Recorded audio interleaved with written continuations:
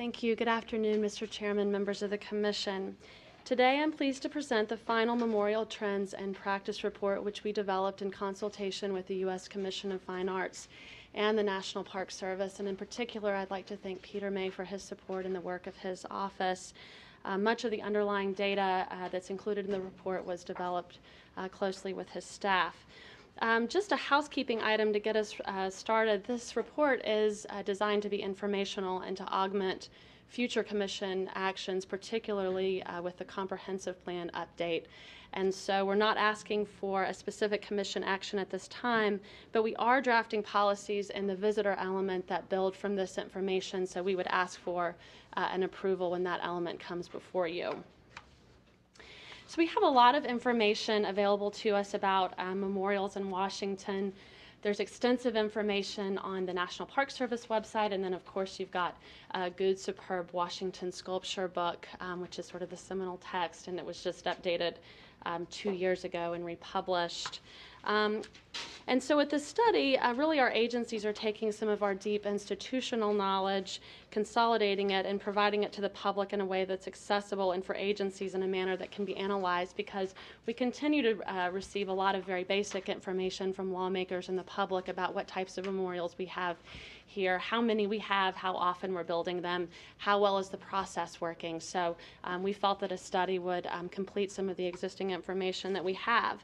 We do have several agencies involved in the process, so developing a single point resource would ensure that we're all talking about the same thing. So that was sort of the other rationale behind doing this research. For the presentation today, I'm just going to quickly run through the Commemorative Works Act, which is the law that governs our process here in Washington. Provide an overview of the study tasks. We did identify some key trends and issues that we think will continue to play a part in our conversations about memorials here in Washington. So we highlight a few of those and then go over the next steps. So quickly, a background on the Commemorative Works Act. This law defines memorials for National Park Service and U.S. General Services Administration lands here in the District of Columbia and Environs, provides guidelines on content, requires Congress to authorize each new memorial purpose by separate law. It separates the legislative from the site selection, design, construction process, which is generally delegated to the agencies. It establishes a reserve where no new commemorative works may be constructed. It requires a separate Area 1 authorization for preeminent memorials. It establishes a National Capital Memorial Advisory Commission, or NCMAC as we call it, which is chaired by the National Park Service, and provides advice to sponsors, congressional committees on memorial issues, and consults on sites and designs. And it also precludes donor recognition. So that was a bit of a mouthful, but those are sort of the high points of the Commemorative Works Act. In terms of our agency's role, we do have a seat on the National Capital Memorial Advisory Commission. We approve site and design. So there are 4 tasks associated with this study, and I've gone through these pretty in-depth at previous commission meetings, so I'm just going to provide the highlights here. The study included the development of a pretty large database of memorials with a lot of different types of information. We did identify some major subject matter themes that sort of encompass our existing memorial landscape so that we can better understand memorial content over time, sort of from the broadest perspective. We wanted to place our practice of establishing memorials in a comparative context. So we looked at practices in other capital cities. These include Ottawa, Canberra, Berlin, London, Salt Lake City, St. Paul, and Boston. And then finally, we looked at the sequence of decisions for some memorial projects completed here in Washington with representative issues. So we have a large memorial on DoD land, an international gift. We had an addition to an existing memorial, and then the Victims of Communism Memorial, which is sort of a modest statue, but it does have a pretty robust online accompanying format. So I thought that was an interesting one to study. Oh, and there was a Peace Garden, which actually never came through to completion. So we sort of looked at some of the reasons why there. So the underlying data really allowed us to report out on trends in two different ways, and the first is quantifiable. This is just an example looking sort of broadly at memorial content over time. We can do this sort of analysis with a wide range of topics associated with memorials with the catalog. And then second,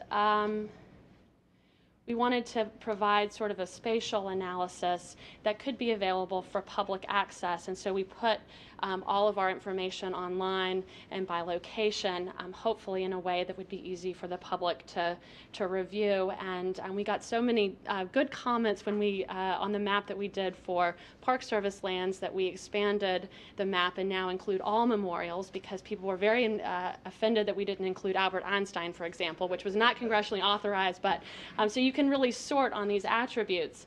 And part of it is we wanted to educate the public about how these projects take place. So we included the public law that authorizes them and pictures. And hopefully this is just another way for people to learn about the projects. So in addition to the quantifiable trend analysis, the research enabled us to look at several topics and trends, again, that I think will continue to be part of our discussions about memorials, particularly in site and design review here. The first three listed are areas where I think the agencies will continue to look at. These include site selection, international gifts, which is sort of an interesting part of that, and then balancing memorial and other park uses. The fourth, understanding authorization, is really under congressional purview, so I think that sort of prompts a different type of discussion. But these were sort of the four major topics that emerged during our research. I think site selection is one of the most interesting and challenging parts of the whole memorial process. And I think it's true in any capital city, because you're really building memorials of national significance in very iconic places. If you travel to any place in the U.S., you might find memorials to people and events that are special to that community, and often they're located right in the place where that happened, and that's very unusual for us here in Washington, with the couple of notable exceptions, such as the I Have a Dream plaque. So we have a very different criteria, and the Commemorative Works Act does provide us some guidance. The first is this nexus, where memorials should be located in a place relevant to the subject of the work. So in the instance of President Eisenhower, for example, it was noted that that site is near the Air and Space Museum and Department of Education, and so these are subjects that were important to his presidency. But this is not always so clear as we look at other types of proposals. So a question for us is, our city is constantly changing. How do you determine the resources that define nexus? So these are the kinds of issues that we debate both at NCMAC and here at NCPC. Encroachment, of course, we protect existing landscapes. And then finally, there are a range of planning and design issues that we'll look at throughout the site and design process. So these are all really familiar terms to planning and design professionals, but they may not be to memorial sponsors who vary in their type of organization. And so we think that it would be very useful to publish a memorial process manual that helps sponsors better understand the criteria established by Congress, but also to better anticipate some of the types of issues that we're going to look at during site selection and design. We also have a Memorial and Museums Master Plan, which has been pretty successful. It has helped to guide 6 memorial projects off of the National Mall, which was one of its sort of founding goals. And I think at some point we'll want to provide an update to that document. That may not be the first thing that we do, but I think down the road that would be an important step. And I think we should continue this sort of online presence and try to digitize some of the 2M plan work. And so you can really help sponsors understand the different parts of the city that they may not be familiar with and that may be appropriate for future memorials. So a second topic that we looked at relates to international gifts. As a global diplomatic center, DC is home to more than 180 foreign missions, and this is a really important responsibility, and it also adds sort of an interesting prestige to the city. We have a long history of accepting international gifts that honor foreign distinguished persons and significant events. Some international gifts, though not all, are built as commemorative works. And there are a couple of sort of technical aspects of this. I hope it's not too much inside baseball, but essentially the Commemorative Works Act requires that memorials be related to American history. So depending on the way that the international gift is framed, it may not meet sort of that basic standard. During our case study research, we came across a number of capital cities that had developed policies that directly guide memorials from other countries and how they should be designed, their tone, and located. So I think there are some options for us should we want to pursue this. And the second issue really goes back to nexus, because nexus really isn't always very clear in the case of a foreign gift. Our research does reveal that memorials of international themes are concentrated on Massachusetts Avenue, 16th Street, and Virginia. And a question for us is whether or not we would say that the creation of these corridors in and of themselves is a nexus and a reason to locate future memorials on these corridors. Alternatively, are there other locations we could consider for international gifts? We don't have any specific guidance today that addresses these questions, but I think there are some opportunities there. We do provide some broad guidance in the comprehensive plan, or I should say we're in the process of developing some very broad guidance in the comp plan update that you will see in the visitor element. So there are some policies that we're working on here. And then one thing we noted in our research is that other places such as Canberra actually identify infrastructure needs and work with embassies to help enhance their city as a foreign gift as opposed to building a permanent memorial. So I think there's some other opportunities. It's a matter of kind of identifying those things and then having the right conversations. The third topic that we looked at that sort of kept reemerging is balancing memorial and other park uses. According to the Congressional Research Service, when the CWA was under deliberation, one of the committee reports suggested that the law was needed because of the numerous memorial sponsors seeking projects and the myriad of uses that occur on parkland. And so that was one of the original reasons to have the Commemorative Works Act. And so this intersection of commemorative uses in an urban context, I think, is really interesting, and it's quite different from the kind of conversation we might have, about a Gettysburg or another a place where they build a lot of memorials. So if one of the hallmarks of a successful public realm is adaptability or multifunctional spaces, and I think it's useful to look at examples here of places that are able to accommodate both ceremonial and other activities. But I think this is particularly something we're going to continue to look at, especially as we move away from statues situated in a green to more complex landscape designs. Interestingly, in the bottom right-hand corner, this is an early photo of the District of Columbia War Memorial. And I picked it because it sort of captures an underlying and maybe inherent tension. What is the relationship between sacred space and public space in places that have memorials? What is the placemaking sort of component of commemoration? And when I say placemaking, I mean how do we want people to really experience the place? And it's kind of a bandshell use, is that how that is? Yes, it was a bandstand. And the Park Service has just completed a really wonderful renovation of this project. So Lincoln Park is under jurisdiction of the National Park Service, and it sits in one of Washington's really superb neighborhoods. I had an opportunity to live here for several years, and this was our neighborhood park. And it includes two playgrounds, a panel green, and a lot of seating. And it also includes 2 national memorials. And so I think this mixture of uses is appropriate for a neighborhood setting, and I'm not suggesting that this is the right mix of uses for every memorial project that we see, but I think it illustrates in a very simple way one type of mix of uses that we do have in the city. There's been a lot of scholarly literature recently and information in newspapers that sort of argue that we're moving away from this towards more complex landscape designs, and we see comments that we're building our memorial landscapes, but we're also adding visitor amenities as well. So I think that this is an ongoing dialogue.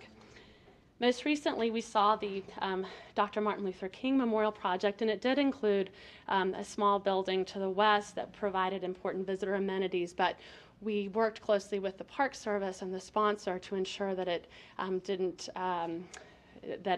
didn't detract from the memorial elements. And so again, this is just an issue that I think we'll continue to see. An alternative is the Navy Memorial Project, which was able to locate a sort of ancillary visitor amenities in a Naval Heritage Center in an existing building. This is not always possible. Not every park that we have that is under consideration for memorial happens to be seated next to a building that's available for this type of use, but I think that the model does work, and it's a successful urban commemorative space. So we are looking at this topic in the visitor element, so you will see that in several months. We are working on some policies that will try to address this conversation. And so the last piece that we looked at had to do with authorization and memorial subjects. In the 7 or so years that I've worked at NCPC, I would say the most common question that we get from the public, from lawmakers, from journalists, is how do we arrive at memorial subjects? So based on that, I've always thought that this piece of the process is perhaps the least understood. Only Congress can authorize each new memorial subject by separate law. Then usually it's in a request. Usually it's in response to a request from a committed citizens group, and we have a very long tradition of building our memorials this way. So this sets up a couple of challenges for us from a planning perspective, because you don't really know what types of projects are going to be coming down the pike in 10 or 15 years. And so I think we've approached our planning work to be as flexible as possible for the different types of memorials that might be designed in 10 or 15 years. So the 2M plan and the framework plan, I think you will see that. And a piece of it is because this is really more of a responsive role. Oh, and I should mention, just a reminder, the agencies participate in an advisory capacity through the National Capital Memorial Advisory Commission. And so we wanted to think about how this consultation role that we play, and this is really where we focused our attention in the study, this agency participation. So we looked at the decision makers in these other capital cities, and it varies so widely how decisions are made about memorial subject and how planning and design professionals might provide comments. And so if you're really interested in learning about this, we will have the extensive case studies online, and it is kind of fascinating. And so as I mentioned, we really wanted to try to focus any future work we did through the National Capital Memorial Advisory Commission.